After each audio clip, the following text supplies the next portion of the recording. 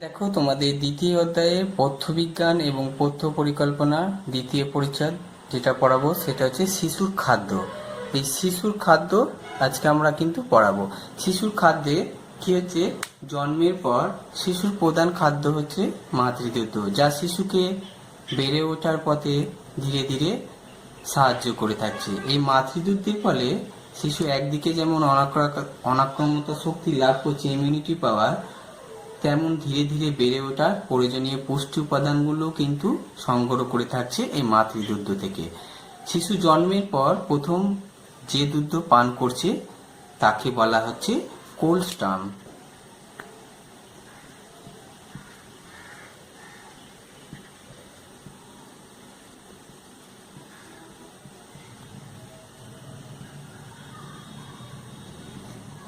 এই কোলস্টাম কি? কোলস্টাম হচ্ছে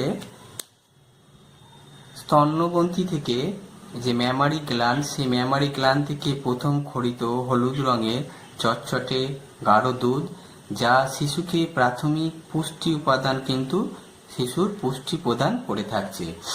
এই দুধে কিন্তু 20% কি থাকছে, 20% প্রোটিন থাকছে, যা বেশিরভাগটা কি হচ্ছে ল্যাক্টো অ্যালবুমিন। এছাড়া এই দুধে প্রচুর পরিমাণে বিভিন্ন রকম মিনারেলস বা খনিজ লবণ থাকে, কিন্তু পরিণত দুধের চেয়ে কিন্তু কম পরিমাণে ল্যাকটোজ ও ফ্যাট থাকছে। কোলস্টাম পানে শিশু প্রচুর পরিমাণে কিন্তু ইমিউনোগ্লোবিন লাভ করে থাকছে, যা শিশুকে অনাক্রম্যতা শক্তি প্রদান করছে।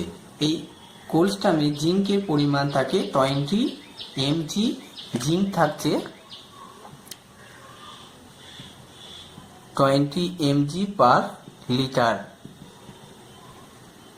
এছাড়া পরিণত দুধের চেয়ে কিন্তু জিঙ্কের পরিমাণ অনেকটাই বেশি, সেই জন্য এই শিশুর কিন্তু কোলস্টাম হচ্ছে শিশুর পক্ষে একটা অপরিহার্য খাদ্য হিসাবে গণ্য করা হচ্ছে। এরপর আমরা পড়ব যে মাতৃদুগ্ধ এবং গোদুগ্ধের মধ্যে কি তুলনামূলক আলোচনা করা যায়।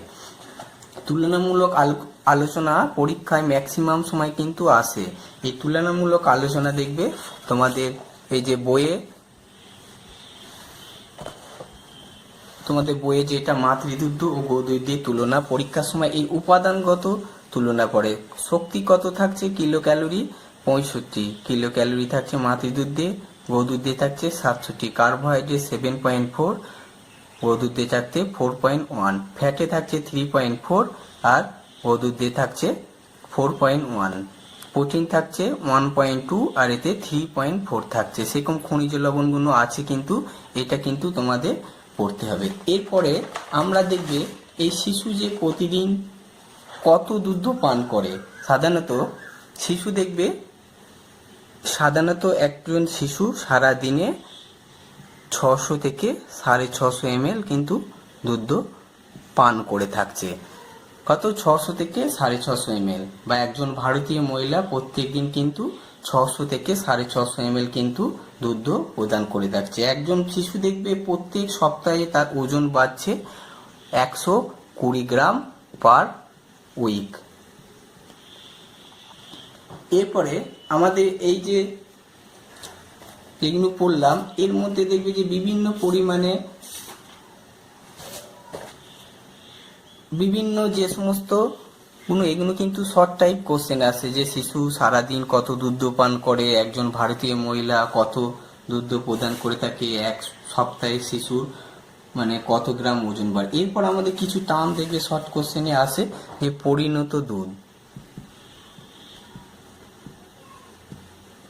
যাকে বলা হচ্ছে ম্যাচিওর মিল্ক কাকে বলছে।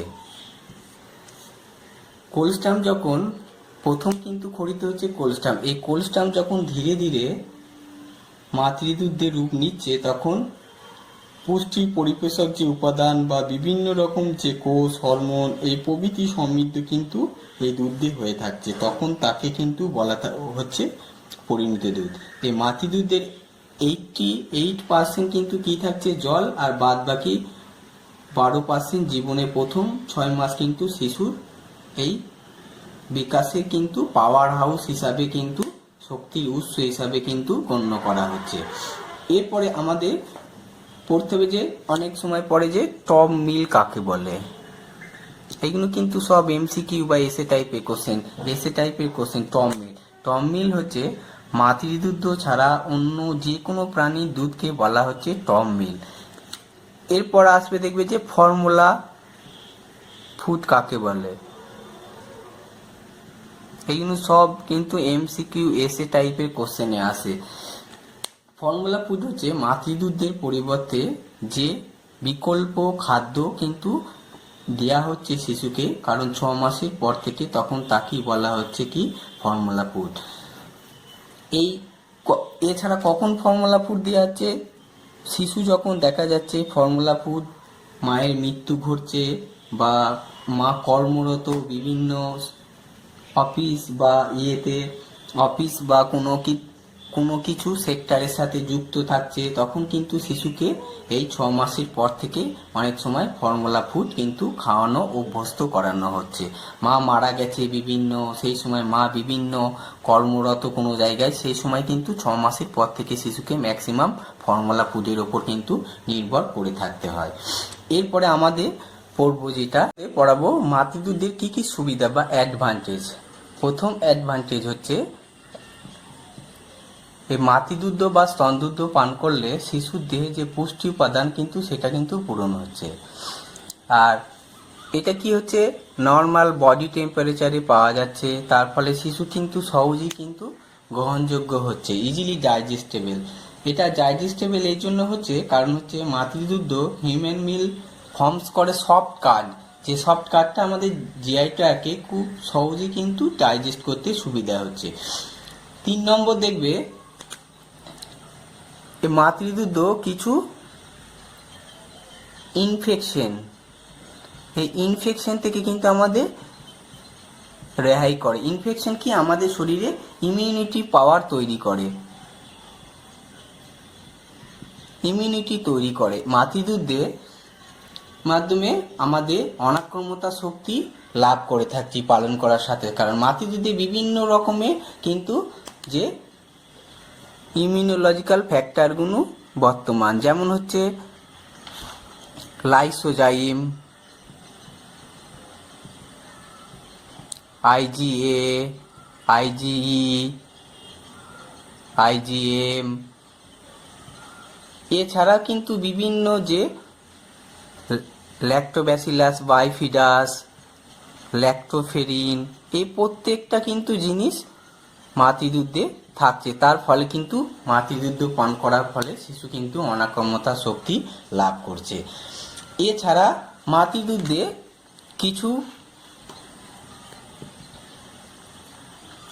মাতৃদুগ্ধ পান করার সাথে সাথে শিশুর দিয়ে কিন্তু কোনো অ্যালার্জি সৃষ্টি হয় না, রিডিউস চান্স অফ অ্যালার্জি সৃষ্টি করতে কিন্তু দেয় না। অন্যান্য মিল্ক খেলে কিন্তু গোদুগ্ধ বা বাইরেকার কোনো ব্যাফেলো মিল্ক এইগুলো পান করলে শিশু কিন্তু অনেক সময় অ্যালার্জি সৃষ্টি হতে পারে। সেই দুগ্ধটা কিন্তু অ্যালার্জি সৃষ্টি করে, কিন্তু মাতৃদুগ্ধ কোনো অ্যালার্জি সৃষ্টি করে না, একটা অ্যাডভান্টেজ। এছাড়া মাতৃদুগ্ধ কোনো ফুটানোর প্রয়োজন হয় না, তার ফলে মাতৃদুগ্ধে যে ভিটামিনগুলো থাকে সেই ভিটামিন সি কিন্তু নষ্ট হয় না। ভিটামিন সি হিটে কিন্তু খুব সহজে কিন্তু ডিস্ট্রয় বা ধ্বংস হয়ে যায়, কিন্তু মাতৃদুগ্ধে ভিটামিন সি নষ্ট হয় না।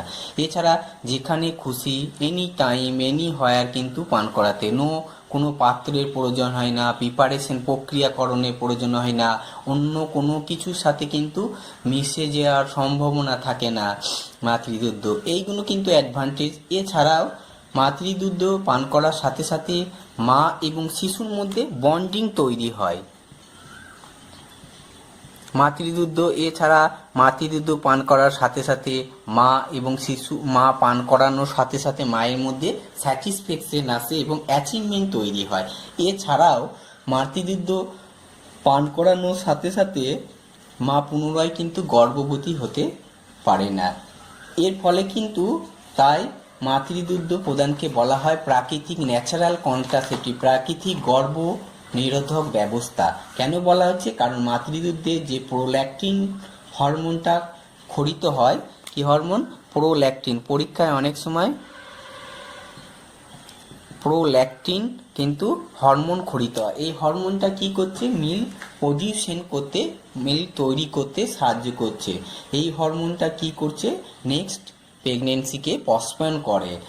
এই হরমোনটা আর কাজ কি আছে, মাতৃদুগ্ধ যখন প্রেগনেন্সি অবস্থায় থাকে তখন যে প্লাসেন্টা কিন্তু প্রশস্ত অবস্থায় থাকে, সেই প্লাসেন্টাগুলো মাতৃদুগ্ধ পান করানোর সাথে সাথে ধীরে ধীরে কিন্তু আবার আগের অবস্থায় ফিরে আসে। এছাড়া এইগুলো কি হলো অ্যাডভান্টেজ, এর কিছু অসুবিধা আছে। মাতৃদুগ্ধের কিছু যেমন সুবিধা বললাম, এর কিন্তু কিছু অসুবিধা আছে। কি কি অসুবিধা, সেই অসুবিধাগুলো দেখতে হবে।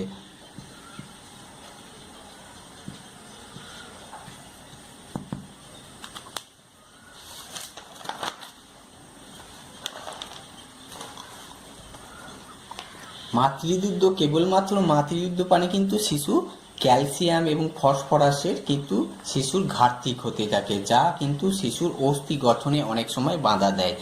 এছাড়া মাতৃদুগ্ধে কিন্তু নায়াসিন যে ভিটামিন আছে সেটা কিন্তু খুব কম পরিমাণে থাকে, তারও ঘাটতি দেখা যায়। মা ছাড়া অন্য কারোর পক্ষে কিন্তু এই দুগ্ধ পান করানো সম্ভব নয়। এটা একটা ডিসঅ্যাডভান্টেজ, মা ছাড়া অন্য কেউ কিন্তু দুগ্ধ পান করতে পারেন। তারপর মিনারেলসগুলো ক্যালসিয়াম, ফসফরাস, ভিটামিন, নায়াসিন এইগুলো কিন্তু খুব অল্প পরিমাণে থাকে। ক্যালসিয়াম এবং ফসফরাস খুব অল্প পরিমাণে থাকার জন্য কিন্তু মাতৃদুগ্ধ শিশুর অস্থি গঠনে অনেক সময় বাধার সৃষ্টি করে।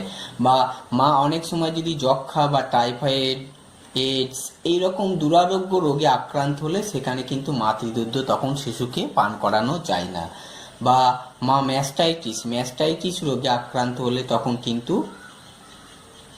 মাতৃদুগ্ধ পান করানো। ম্যাস্টাইটিস হচ্ছে মাতৃদুগ্ধে যে ম্যামারি গ্ল্যান্ড আছে, সেই ম্যামারি গ্ল্যান্ডে অনেক সময় কি হচ্ছে, পুঁজ সৃষ্টি হয়, তখন কিন্তু মাতৃদুগ্ধ পান করানো যায় না।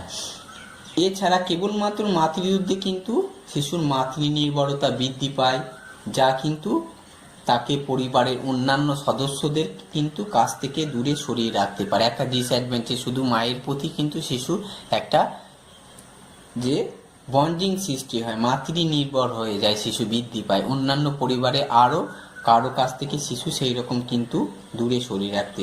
তারপর যে সমস্ত বললাম কর্মরত মহিলারা আছে, তাদের মাতৃদুগ্ধ পালন করা কিন্তু সবসময় কিন্তু সম্ভব হয় না। এসব অসুবিধা থাকা সত্ত্বেও, রাখা দরকার সত্ত্বেও কিন্তু শিশু জন্মের পরই কিন্তু মাতৃদুগ্ধই হচ্ছে 6 মাস বয়স পর্যন্ত মাতৃদুগ্ধই হচ্ছে শিশুর শ্রেষ্ঠ খাবার বা আহার হিসাবে কিন্তু পরিণত করা হয়েছে।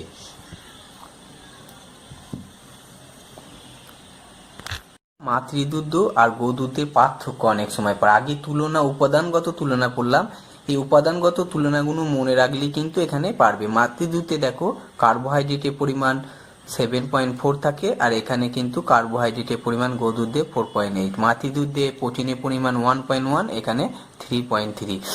এইগুলো স্নেহ পদার্থ। প্রধান প্রোটিন মাতৃদুগ্ধে ল্যাক্টোঅ্যালবুমিন, গোদুগ্ধে হচ্ছে কেসিন। মাতৃদুগ্ধে ক্যালসিয়ামের পরিমাণ কম থাকে কিন্তু গোদুগ্ধে বেশি থাকে। লোহের পরিমাণ বেশি থাকে মাতৃদুগ্ধে, এটা একটা অ্যাডভান্টেজ, কিন্তু গোদুগ্ধে অন্যান্য দুধে লোহের পরিমাণ কিন্তু খুব কম থাকে। এছাড়া মাতৃদুগ্ধে অপরিহার্য অ্যামাইনো অ্যাসিডগুলো যেমন সিস্টিন, টরিন, ট্রিপ্টোফ্যান, মিথিওনিন, এই যে এসেনশিয়াল অ্যামাইনো অ্যাসিডগুলো এসে শিশুর মস্তিষ্ক বৃদ্ধিতে কিন্তু সাহায্য করে। মাতৃদুগ্ধ পান করার সাথে আর একটা অ্যাডভান্টেজ আছে, দেখবে মাতৃদুগ্ধ যতক্ষণ পান করবে শিশু, মস্তিষ্ক বিকাশে কিন্তু সাহায্য করছে। এসেনশিয়াল অ্যামাইনোগুলো অ্যাসিডগুলো বেশি থাকে, সিস্টিন, মিথিওনিন, ট্রিপ্টোফ্যান। এর মধ্যে ট্রিপ্টোফ্যান ও মিথিওনিন কিন্তু শিশুর ব্রেন ডেভেলপমেন্ট ক্ষেত্রে সাহায্য করছে। এই মিথিওনিন, এই সমস্ত অ্যামাইনো অ্যাসিডগুলো শিশুর আইকিউ কিন্তু, যারা ব্রেস্ট ফিডিং করায়, যে সমস্ত বাচ্চারা ব্রেস্ট ফিডিং করে তাদের আইকিউ কিন্তু বেশি হওয়ার সম্ভাবনা বেশি, কিন্তু গোদুগ্ধে এগুলো খুব কম পরিমাণে থাকে। মাতৃদুগ্ধে রোগ ইমিউনিটি পাওয়ার বেশি থাকে, অনাক্রম্যতা শক্তি, সেই জন্য কিন্তু গোদুগ্ধে থাকে না। মাতৃদুগ্ধ পান করানোর সাথে সাথে কিন্তু ফুটানোর প্রয়োজন হয় না, সেই জন্য ভিটামিন সি কিন্তু নষ্ট হয় না, সেই জন্য বেশি পরিমাণে অ্যাসকর্বিক অ্যাসিড বা ভিটামিন সি থাকে, কিন্তু গোদুগ্ধে কিন্তু ভিটামিন সি বেশি থাকে না। এরপরে তোমাদের যেটা পড়াবো, দেখবে উইনিং।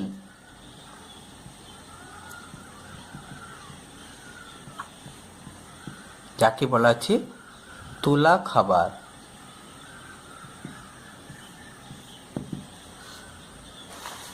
তোলা খাবার কি হচ্ছে, উইনিং হলো একটা প্রসেস, একটা পদ্ধতি।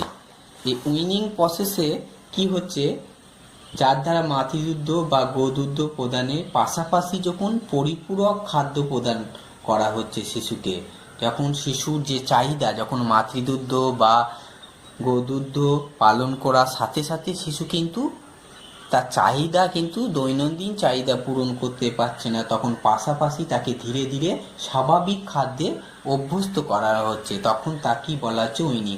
এই উইনিং শুরু হয় 6 মাস বয়সের পর। শিশু 6 মাস, সেই জন্য 6 মাস বয়সে শিশুকে অন্নপ্রাশন করানো হয় দেখবে। কারণ অন্নপ্রাশনের সময় কি হচ্ছে, এই উইনিং হচ্ছে কি বেস্ট ফিডিং আর হচ্ছে নর্মাল ডায়েটে মাঝামাঝি একটা, নর্মাল যে আমরা পথ্য খাই তার মাঝামাঝি একটা খাবার হচ্ছে উইনিং। তাহলে 6 মাস বয়সে যখন শিশুর চাহিদা পূরণ হচ্ছে না মাতৃদুগ্ধ বা গোদুগ্ধ পালন করার সাথে সাথে, তখন তাকে শিশুকে এই বাইরের যে নরম পথ্য কিন্তু আস্তে আস্তে তাকে উইনিং দেওয়া হচ্ছে, উইনিংয়ে অভ্যস্ত করানো হচ্ছে। ওই উইনিং তৈরি করতে গেলে কিছু প্রিন্সিপাল আছে এর উইনিংয়ে। এই উইনিং তৈরি করতে গেলে কিছু প্রিন্সিপাল বা এর নীতি আছে, বা উইনিং তৈরি করতে গেলে কি কি সাবধানতা অবলম্বন করা যায় বা এর কি কি নীতি। প্রথম হচ্ছে, উইনিং তৈরি করতে গেলে শিশুকে যে উইনিং খাওয়ানো হয় তোলা খাবার, সেই তোলা খাবারে কিছু সাবধানতা প্রিকশন বা তৈরির সময় কিছু নীতি মানতে হবে। কেমন, শিশুকে অনলি 1 টাইম কিন্তু এই খাবারটা দিতে হবে। দ্বিতীয়ত কি হচ্ছে, একে সিজনাল যে ফুডগুলো যাতে সিজন অনুযায়ী কিন্তু দিতে হবে। এই উইনিং দেওয়ার সময় তোলা খাবার সব সময় হবে কি হবে, ক্লিন হবে এবং স্টেরিলাইজড হবে।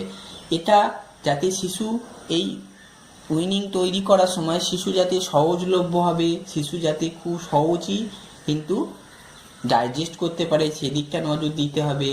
শিশুর খাদ্য চয়েসটাকে কিন্তু প্রাধান্য দিতে হবে। শিশু যেগুলো লাইক করে সেইগুলোকে দেওয়ার চেষ্টা করতে হবে। শিশু যে রান্নাটা করা হবে তাতে কিন্তু ঝাল মশলা বা স্পাইসি কোনো কিন্তু থাকবে না, অয়েলি ভাব থাকবে না, ভাজা খাবার দেওয়া যাবে না।